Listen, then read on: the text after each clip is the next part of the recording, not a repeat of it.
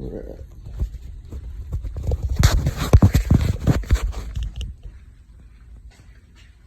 Good afternoon, ladies and gentlemen. I brought you here today. I know everybody's on a tight time schedule, so I'll go ahead and get to the point. I brought us here together as parents and teachers to discuss a problem that I've seen and that I'm trying to get everybody on board to pretty much set the Christian example of what we should be doing with our families and some of the dangers associated with what I have seen as a problem with society right now.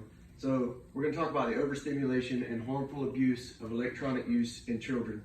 So that being said, I want to set the tone. All right, so I want you to think about the last time you went out to eat, and I want you to look around the restaurant, and I want to picture it in your head.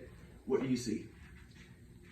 So whether you saw it or not, I can tell you what you saw. You saw a bunch of families that were sitting around, 4 different people on 4 different electronics, not speaking to one another, glued to their phones, glued to a tablet, no matter if they were age 3 or age 69.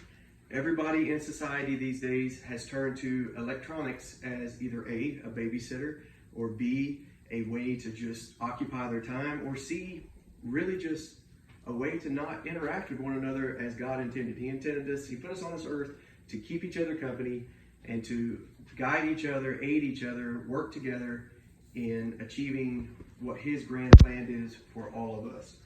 So that brings us to what we're talking about, the overuse by children. Now, there's a lot of dangers that are associated with it, okay?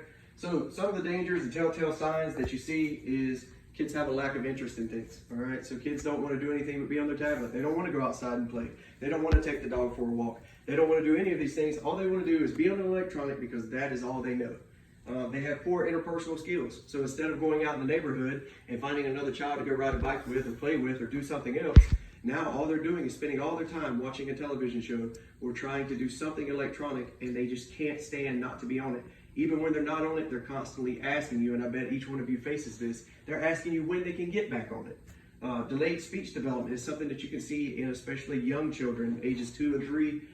Irritability and aggression. All right, so they spend so much time on this TV screen that it affects all kinds of things. It affects their mind, it affects their ability to sleep, rapid eye movement. All these things are different studies that have been done, and obviously, if you look around society today, we're starting to have a problem with obesity. So these are all things that play a factor with overuse of electronics. And there's also even a study that is starting to show that young adults are starting to have back problems. They're starting to have neck problems and have a bent over view of just their posture is different because they spend so much time looking at a screen and slouching and doing that. So what do we do? What's the answer? So the answer may not be the same for every single family. It may not be the same across the board, but some of the things that we can do is we can restrict screen time. We can say that there's a certain amount of screen time that they can have all day. Most electronics these days come with a device that you as a parent or a teacher, you can start to track how much time they spend on there and start to limit it down to a certain amount of hours a day. You can also say that if you have any children under the age of 2, you're just not going to let them have any gadgets. Actually, go out there, spend time with the child, put them on the different kinds of things that exist out there. Belly mats, there's a bunch of young Einstein and different kinds of developmental toys that exist out there that can kind of help that child start to develop the skills that they need.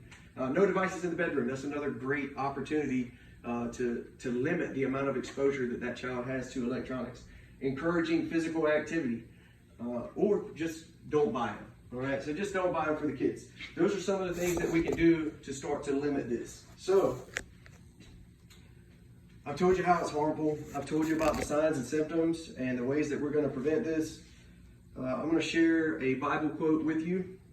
No discipline seems pleasant at the time, but painful. Later, however, it produces a harvest of righteousness and peace for those who have been trained by it. Hebrews 12:11. All right, so we'll go back to what I started with.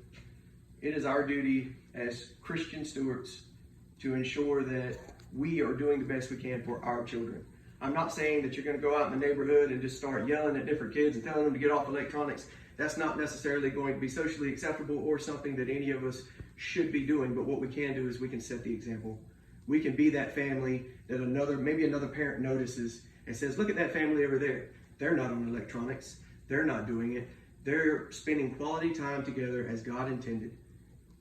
God wanted us to raise our children in the gospel that was provided for us, raise them knowing God, knowing right from wrong, with morals and values. And the way we're going to do that is not through electronics. It's going to be to actually spend some time with our children, quality time, one-on-one, and develop them. So, I'll leave you with a few references. I'll leave these up after I leave, but here's some quality references that you can go to that describe some of the things in great detail, some of the problems that can occur, and some other ways that you can intervene into that child's life and try to push them where they are no longer addicted to spending every waking moment on electronics. Thank you for your time today. Hope everyone has a blessed day. Bye.